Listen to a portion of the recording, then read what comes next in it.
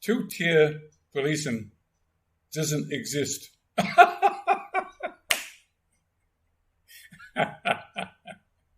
It's odd. I still got to laugh.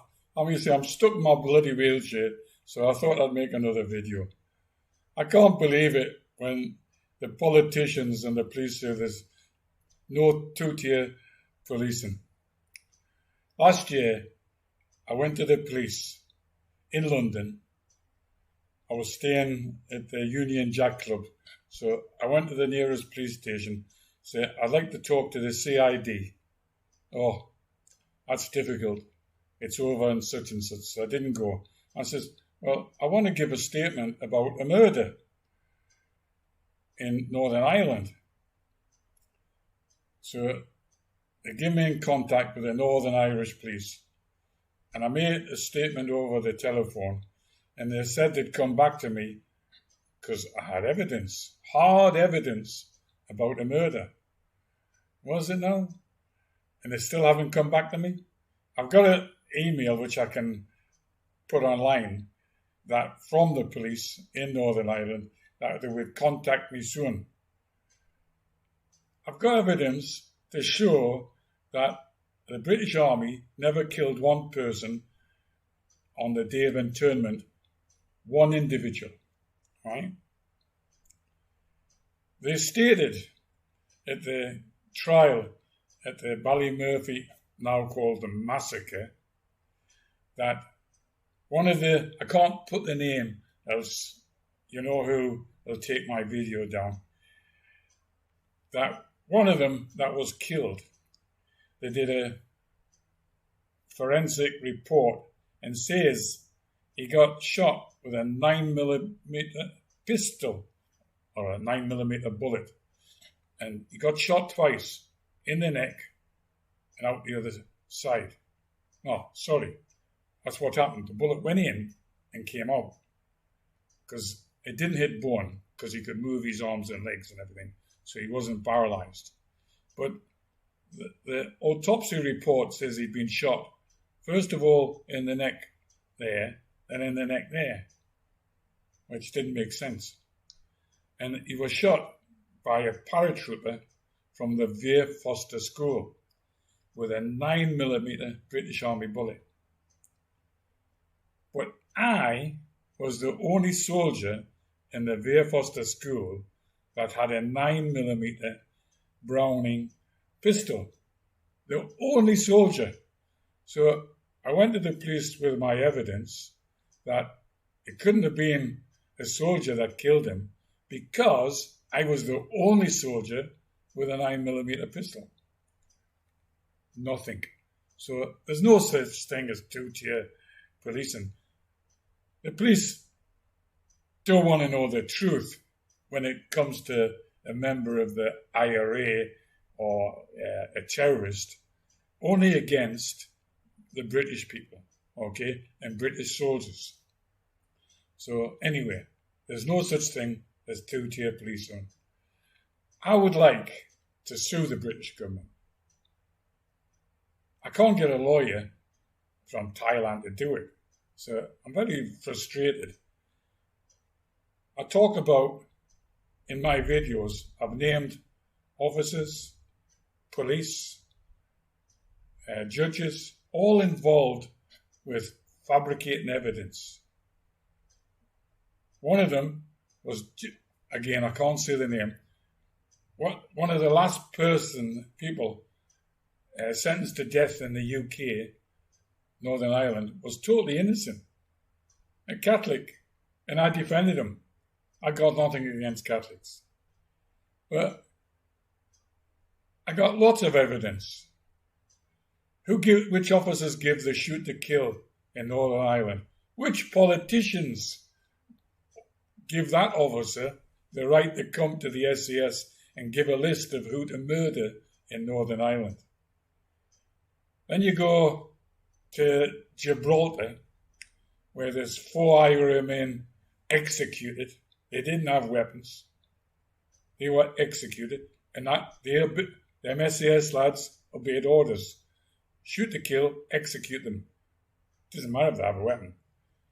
And because of these stupid shoot-to-kill orders, in retaliation on the funeral of these shithead terrorists, 2 stupid singlers drove in to the funeral and they got murdered. So in retaliation for the Gibraltar killings, 2 soldiers got murdered. Then the people that murdered them got released on the Friday agreement, right? The peace agreement. Okay, we're throwing in people into jail for talking about Hamas terrorist supporters, far left people, and you can't say the name Muslim. We've all got to obey Muslim law. And I think to myself, well, when I was in Oman, one of the cooks turned round to an Arab and said, "This guy has been stealing from the kitchen." The next day, they chopped his hand off. And I'm talking to the cook, and he says, I don't know if I was right. I shouldn't have said anything. Because the guy's had his hand cut off. So I'm really a supporter of the Muslim religion. Actually, I've got friends who are Muslims, and my wife's coloured, so that must make me okay, because I'm married to a coloured woman, and I've got friends who are Muslims. But then I think, this Muslim religion, talking to my friend, he says he can turn round and say, I divorce you, I divorce you, I divorce you 3 times, and he's divorced. And the wife's kicked out the house. Interesting. Then Muslim women in Arab countries, I see them walking 7 paces behind the men. And I'm thinking, oh, well, it's not a bad religion, is it? No equality there, is there? Get 7 paces behind me. You can marry 4 women. I don't disagree with that. Then, when you want to vote, the women have to make a mail-in ballot so the husband can check that they voted for Labour. Okay, I've got nothing against that. But where's the feminists? Where's women's rights? Who died fighting for the women's rights? Never mind. But the police can't arrest me because I'm in Thailand. And now, after seeing what's happened in the UK, there's no way I'm ever going back. I live in a very safe country where the police are very nice to me. There's no such thing as applying for political asylum because you can't do that in Thailand. They allow people to come in emergencies, but when the emergency's over, they've got to leave. They've got a very small minority Muslim population that cause trouble. But in general, the Muslims and the Buddhists get on very well together. We've got a few problems with the democratic vote at the moment, but there's lots of young, intelligent people in Thailand, and I'm sure things will be put right in the near future. But in comparison to England, I think Thailand is a beautiful, safe place to live. If any of you can afford to sell your houses and come to Thailand, I would recommend it. Beautiful people, in general happy people, and you can walk the street without getting mugged or raped. And if you rape a kid in Thailand, hey, you mightn't even get to blinking jail. If you beat up a woman, you mightn't get to jail because the police are very good here. So I like freedom of speech, and this is an example of freedom of speech. I totally support Tommy Robinson. I can't see anything he said as forcing people to riot. He's never asked people to riot.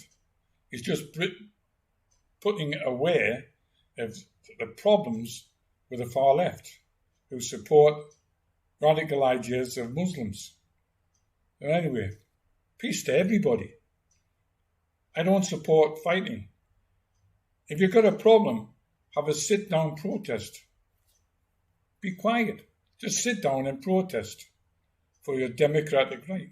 They can't put everybody in jail.